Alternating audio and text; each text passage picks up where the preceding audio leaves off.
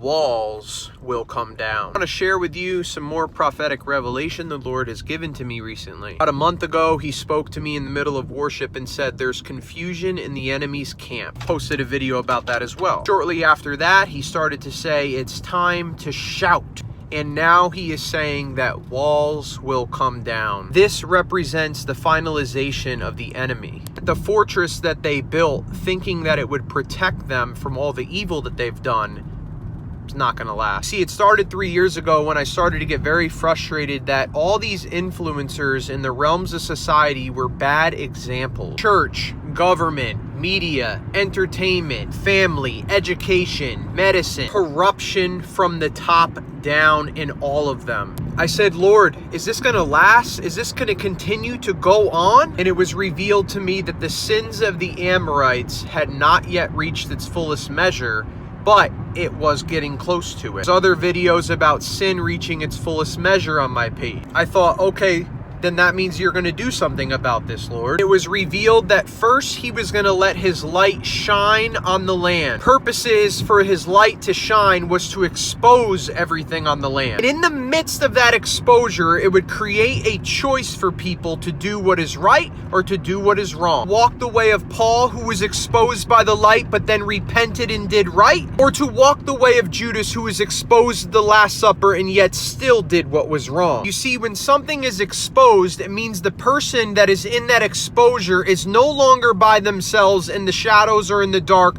They're open. And there's something about when a person realizes that they're exposed, they have more conviction to repent or not to repent. The Lord puts his light on it and shows it and shines it. And this is a very healthy thing at times that the Lord does to even his people so that they could realize what they're doing is wrong, repent, and do what is right. But to those who do not repent, they walk the way of Romans 1. Romans 1 talks about people that God has revealed himself to, but they fail to repent. And therefore, they're given over to a depraved mind and walk that rest of the road of darkness. We see it with the story of Pharaoh.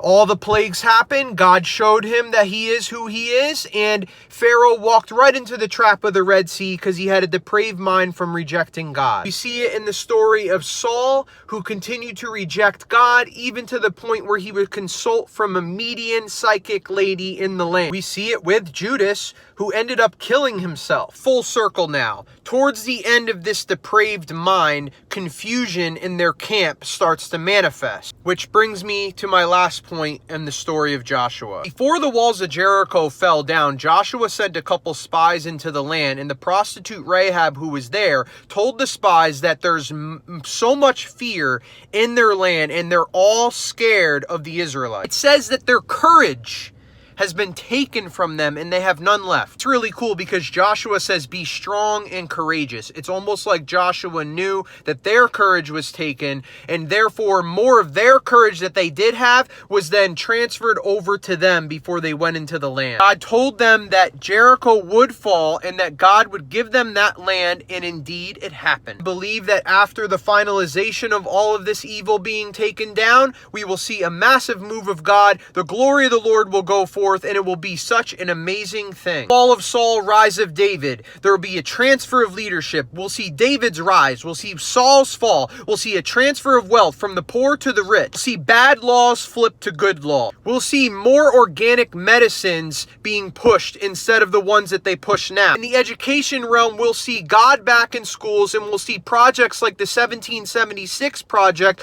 showing all these kids in our country how this country was really built, giving them the truth. All that critical race theory crap and everything else that they try to push on those kids will be taken down. We'll see corrupt politicians who stole their spot be taken down, and the ones that fail to change who are there rightfully, they will also be taken down. And righteous leaders will be put there. Yeah, we're going to see it in the church too. Pastors that are not leading their sheep the right way, shepherds that are abusing the authority and the platforms that they have, they will be exposed. They already are, and they'll be taken down as well. We'll see God start to use other people that you may have never even heard of really have a difference in the church. The media, all those big-time mainstream media companies, they're going to fall. They're already falling. Their ratings are dropping left and right. And companies like Project Veritas, who are steadily inclining, it's happening, Fall of Saul, Rise of David, will continue to see more of those news companies go forth. And in the entertainment industry, oh my gosh, the amount of stuff that's going to fall in the entertainment industry.